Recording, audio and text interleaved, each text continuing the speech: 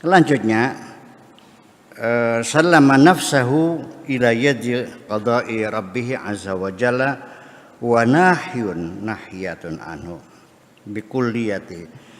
Huwa kok nahiyatun, sebenarnya huwa nahyun anhu bikulliyatihi. Dia sudah tidak memikirkan itu semuanya. Hadza sifatu man yuridul wuquf fi istijlabil khalqi. Inilah sifat orang yang ingin tegak berdiri, menarik perhatian, menarik simpati makhluk Allah ila babil haqqi, menuju pintunya Allah. Itulah sifat orang yang mengajak-ngajak manusia untuk meminta kepada Allah, untuk mengabdi kepada Allah, untuk menuju pintu Allah. Itu semacam itu. Jadi artinya boro-boro mereka mendapatkan keuntungan.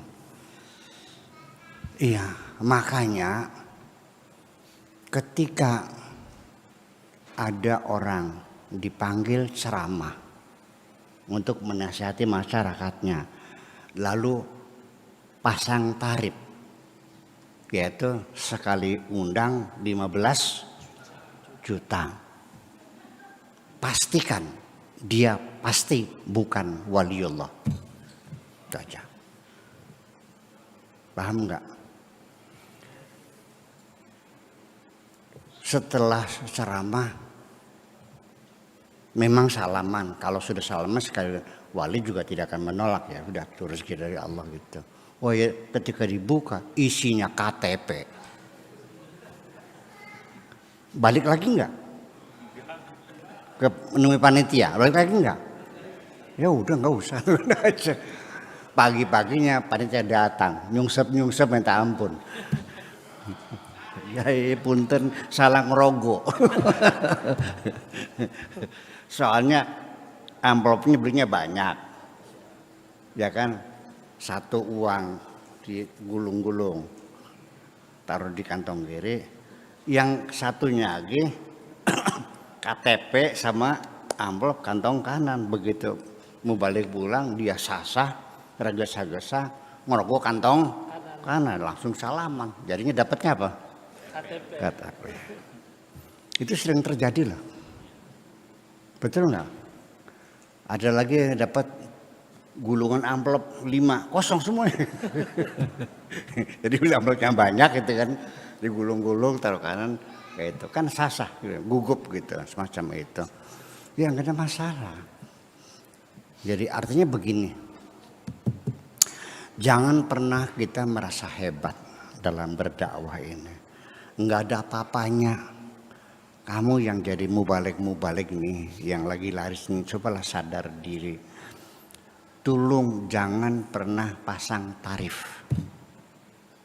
Ya, niati saja untuk bekerja kepada Allah Subhanahu wa Ta'ala, berdakwah, menyampaikan kebenaran. Ya, Anda bekerja kepada siapa? Pada Allah. Minta upahnya kepada siapa? Ya iya dong. Iyyaka na'budu wa iyyaka nasta'in. Kalau Anda minta upah sama orang lain, berarti Anda bekerja kepada siapa? Pantas nggak orang ngaspal jalan, setelah selesai datang kepada saya minta dibayar? Gila nggak? Saya bilang, kamu apa yang kamu kerjakan? Kok daftar gaji minta uang sekian tuh bayar? Kamu kerja ngaspal jalan kan? Duh, yang nyuruh siapa? Yang nyuruh PU? Ya silakan sama PU dong, gimana lagi?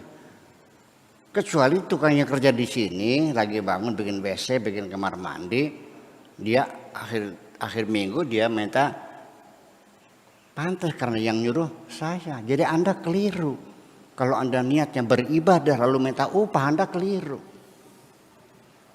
Lebih baik jujur-jujuran saja. Ya Allah, aku tidak sedang mengabdi kepadamu. Aku lagi mengabdi kepada diriku sendiri. Dan apapun yang aku berikan kepada manusia, aku harus mendapatkan imbalan dari manusia. Nanti setelah jadi uang, baru uang itu akan kuperuntukkan mengabdi kepadamu. Itu bagus malah. Iya dong. Silakan bertani, silakan menanam semangka, silakan dagang sapi, silakan nanam padi. Ya, hitung-hitungan. Ya betul. Tawar menawar. Ya, ngitung icir, dihitung semuanya, ditagih. Nggak bayar panggil polisi, utang lunasi. Jelas bisnisnya, terus. Setelah jadi uang, kau manfaatkan untuk kebaikan. Itu malah bagus malah. Daripada campur aduk begitu. Jadi jelas. Jadi majikan kamu siapa? Itu jadi persoalannya. Jadi ini kadang-kadang beda tipis. Kelihatan orang itu beribadah, tapi nyatanya lagi mekaya. Betul nggak? Makanya itu yang berusaha. Ada orang kelihatannya seperti beribadah, tapi nyatanya dia sedang cari duit. Ada orang yang mungkin Anda melihatnya orang itu hobinya sedang cari duit, tapi hakikatnya dia sedang beribadah. Dibolak-balik, bedanya tipis sekali itu. Kan itu adalah urusan hati. Nggak bisa kita menuduh seseorang hanya dengan dugaan tentang isi hati seseorang. Hubud dunia, ya kan? Zuhud, ibadah, munafik, ketersesatan, zindik, kafir, bid'ah, murtad, itu urusan hati semuanya. Tidak mungkin kamu tahu. Kalau kamu bisa menyebutkan ini kafir, ini murtad, ketahuilah bahwa ketika engkau mengkafirkan orang lain, kamu sudah kafir sendiri. Ya, murtad sendiri. Kenapa? Karena engkau memposisikan dirimu sebagai Tuhan yang tahu seluk-beluk hati manusia. Betul nggak? Iya, kita nggak tahu kok, nggak tahu itu aja. Itu kan tipis, beda tipis. Beda tipis. Dari mana saya tahu engkau kafir? Dari mana saya tahu engkau murtad? Itu kan urusan hati kamu.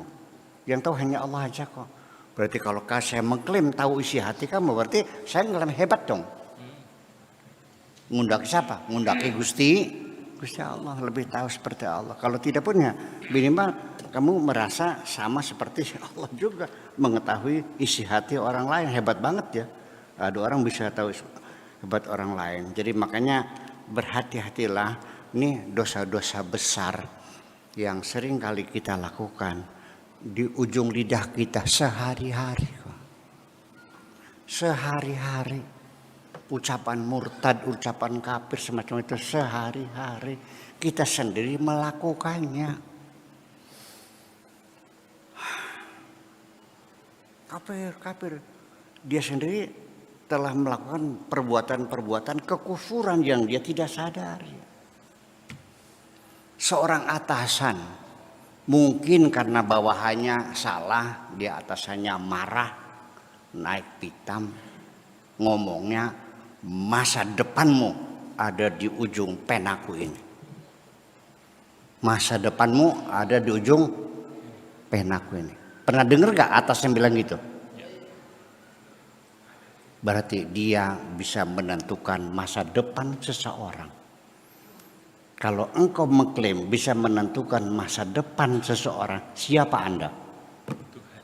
Sekalipun Anda tidak mengatakan aku Tuhan, tapi perkataanmu adalah perkataan Tuhan semuanya. Paham? Berhati-hatilah. Jangan sembarangan mengkafir-kafirkan orang. Jangan-jangan kamu sudah kafir sendiri. Oke, gitu aja. Terima kasih. Assalamualaikum warahmatullahi wabarakatuh. Waalaikumsalam warahmatullahi wabarakatuh.